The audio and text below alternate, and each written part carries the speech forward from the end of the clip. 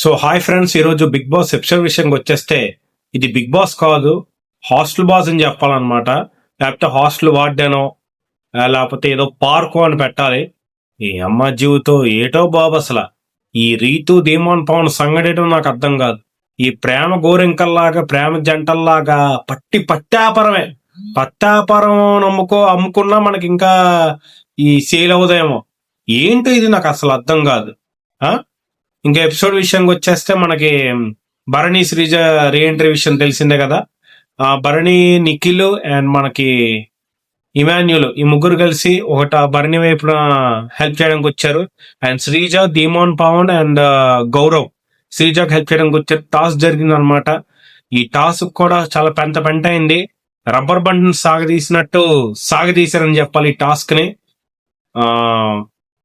మనకి ఆ టాస్క్ ఏంటంటే ఆ స్క్వేర్ లో టవర్ ఎంత పొడుగైన టవర్ నిర్మిస్తే అంత పొడుగైన టవర్ ఇచ్చిన బడ్జెట్లో నిర్మించాలి. అది తర్వాత ఇంకో ప్రత్యేక టాస్క్ ని మనం ఆ స్క్వేర్ నుంచి పడగొట్టాలి.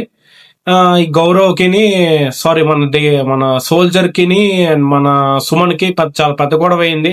సుమన్ అయితే నేను అసలు ఒప్పుకోను అసలు ఈ పాయింట్ అన్నాడు. బిగ్ బాస్ చాలా సార్లు వార్నింగ్ ఇచ్చాడు, కానీ ఇద్దరు పట్టు వదలని విక్రమార్కుల్లో ప్రయత్నించారు.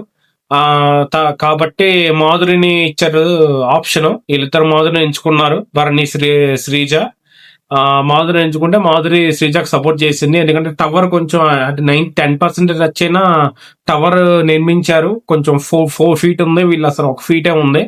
అందుకని చెప్పి ఆ టాస్క్ విన్న శ్రీజ అయింది. ఆ తర్వాత చపాతీ కానీ, పప్పు కానీ, ఆవకాయ కానీ గొడవ సాగింది అనమాట. నువ్వు చపాతీ సో ఈ టాస్క్ అయిన తర్వాత మనకి గొడవలు గట్టిగా జరిగాయని చెప్పాలి. డీమాన్ పవన్ రీటు చొద్దు గుంటనక్కల అలాగే తిరుగుతూనే ఉన్నాడు. మధ్యలో ఫ్రస్ట్రేట్ అయిపోయి మాట్లాడుకు డబ్బే అన్నాడు. సో అలా గొడవ జరుగుతూనే ఉందన్నమాట. మధ్యలో భరణికి ఇంజూరీ అవ్వడం, హాస్పిటల్ నుంచి బయటికి రావడం అంతా జరిగింది. డీమాన్ పవన్ రీతుకు సిగ్గు సారం లేదని చెప్పాలి. అలా దాని చుట్టే తిరుగుతున్నాడు. మళ్ళీ రీతు ఏమో సిగ్గు లేకుండా డీమాన్ పవన్ కి లాస్ట్ లో చపాతీ తినిపించడం జరిగింది. అది ఈ రోజు episode. Thank you. Please subscribe.